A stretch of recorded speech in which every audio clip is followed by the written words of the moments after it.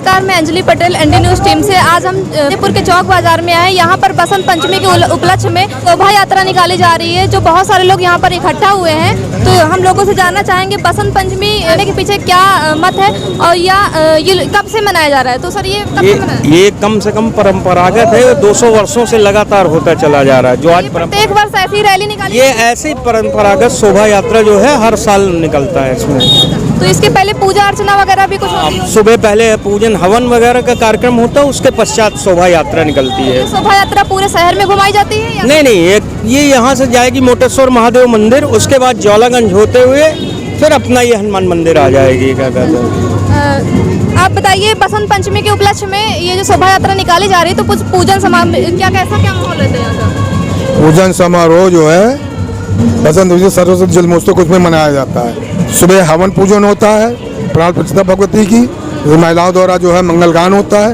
इसके बाद 4 बजे शोभा यात्रा निकलती है। जी सर, तो ये शोभा यात्रा पूरे शहर में घुमाएंगे या सिर्फ यहीं पे सीमित रहती है? नहीं, सीमित नहीं रहती है। हनुमान मंदिर चौक से निकल करके और समाज होते हुए मोटेश्वर मंदिर जाती है। सर, ये बसंत पंचमी शोभा यात्रा मनाने के पीछे क्या रास्ते हैं? ये सरस्वती जल महोत्सव और सरस्वती पूजन विद्या की देवी है, तो बच्चे ये जितना भी बुद्धिजीवी है सभी लोग मनाते हैं। देश विदेशों में होता है ये कार्यक्रम।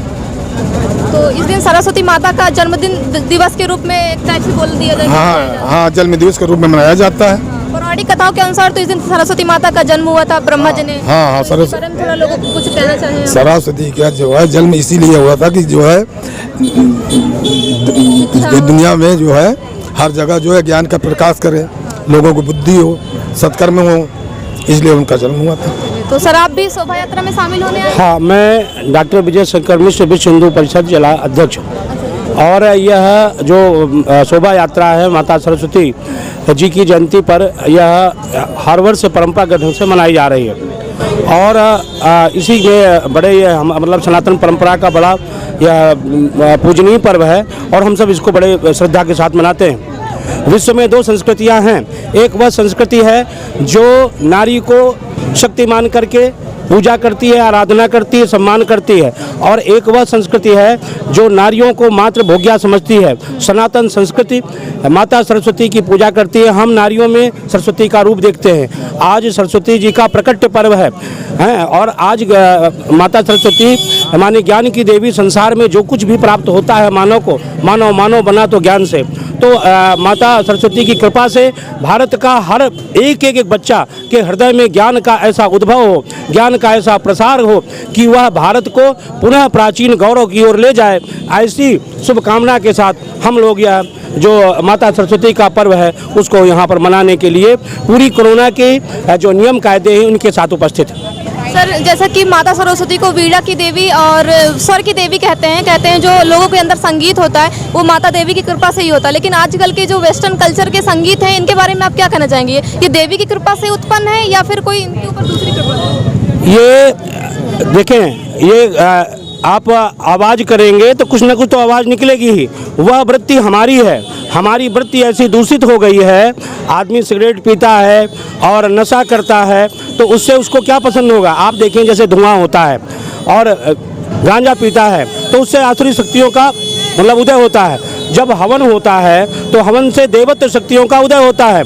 तो चूंकि यह जो संस्कृति है टन्न पन्न जो मतलब बेसुरा आवाज़ है, यह आसुरी शक्तियों का प्रतीक है। भारत में जो संगीत था, संगीत ऐसा था कि इन संगीत के द्वारा समस्त देवताओं को भी मतलब जीता जा सकता था। और इसका प्रयोग और इसका उदाहरण भारत में बहुत बार हमने सबने देखा है कि किस प्रकार गंगा की धारा को भी संगीत के द्वारा रोका गया, किस प्रकार बादल को भी बरसने के लिए प्रेरित किया गया। तो यह जो हमारी असली मतलब स्वरूप था, यह माता सरस्वती की कृपा वाला है। और अगर हम कहें देखें तो ये जो आजकल के संगीत वेस्टर्न कल्चर के आ रहे हैं, नए संगीत, तो ये हमारे युवाओं को अपनी तरफ आकर्षित कर रहे हैं। ये प्रचार का जमाना है, प्रचार प्रसार का जमाना है। जो जितना प्रचार कर ले गया, लेकिन प्रचार के ऊपर भी जो यथार्थ है वह हमारी परंपरा है। सनातन परंपरा कल्याणकारी परंपरा है। सनातन गीत संगीत भी कल्याणकारी हैं।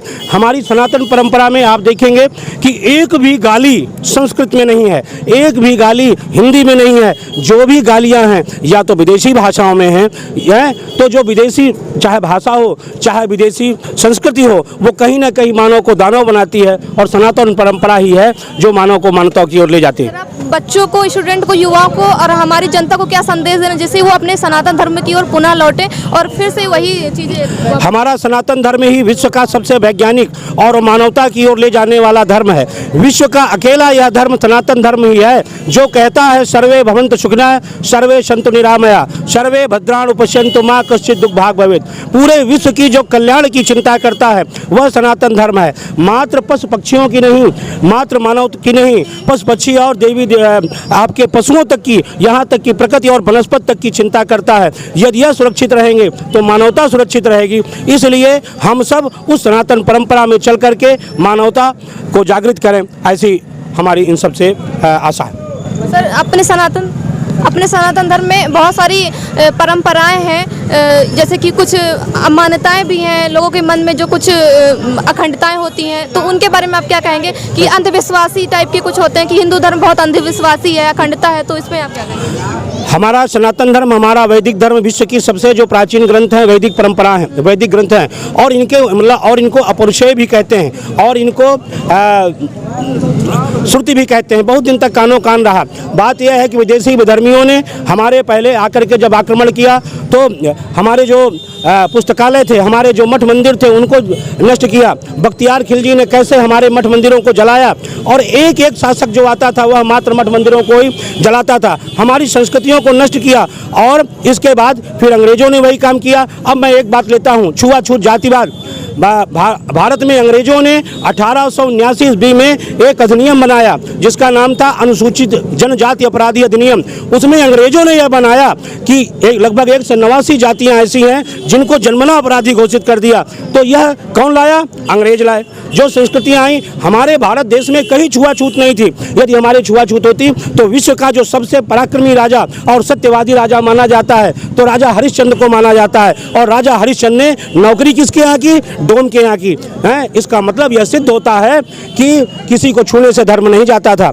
यह जब विदेशी लोग आए, विदेशियों ने हमको तोड़ने का बहुत प्रकार से प्रयास किया और जब तोड़ने में सफल नहीं हुए तो हमारे धर्म ग्रंथों को दूषित किया और हमारे लोगों के हम लोगों के बीच में घुस करके हमारे जो ग्रंथों को दूषित करके और गलत सलत प्रचार करके ऐसा किया। बहुत सारे हमारे युवा सब पढ़ाई में व्यस्त रहते हैं जो कि हमारे ऋग्वेद जैसे और बहुत सारे उपनिषदों को भूल जाते हैं, तो कैसे उनको वापस लाया जाए कि अपने पुराने ग्रंथों में वो लोग वापस आए? समय के साथ प्राचीन जो हमारा गौरव है वो अपनी जगह पर स्थापित होगा।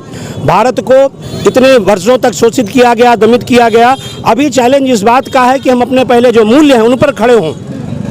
धीरे धीरे आएगा। एक दिन में यह नष्ट नहीं हुआ है, लगभग 1000 वर्ष लगे हैं नष्ट करने में और फिर भी हम नष्ट नहीं हुए। कहीं ना कहीं आज वेद का प्रकाश पड़ा है, कहीं हम जिंदा हैं। पूरे जब विदेशी आक्रमण होते थे तो पूरे शहरों को कत्लेआम कर दिया जाता था, पूरे शहर मार डाले जाते थे, हमारे धर्म ग्रंथों को नष्ट कर दिया जाता था।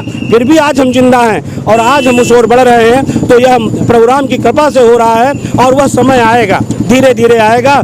अब उजाला हो रहा है, धीरे ज्ञान का प्रकाश फैलेगा और वैदिक संस्कृति पूरे विश्व में अपना पताका पुनः फैलाएगी। सर, वैदिक संस्कृति जोरदारी से आगे बढ़ रही है जो कि हम लोग देख पा रहे हैं, लेकिन युवाओं तक, सभी लोगों तक इसको हम कैसे पहुंचाएं? आप कुछ थोड़ा सा दीजिए। मैं डॉक्टर विजय शंकर मिश्र, विश्व हिंदू परिषद जिला अध्यक्ष फतेहपुर।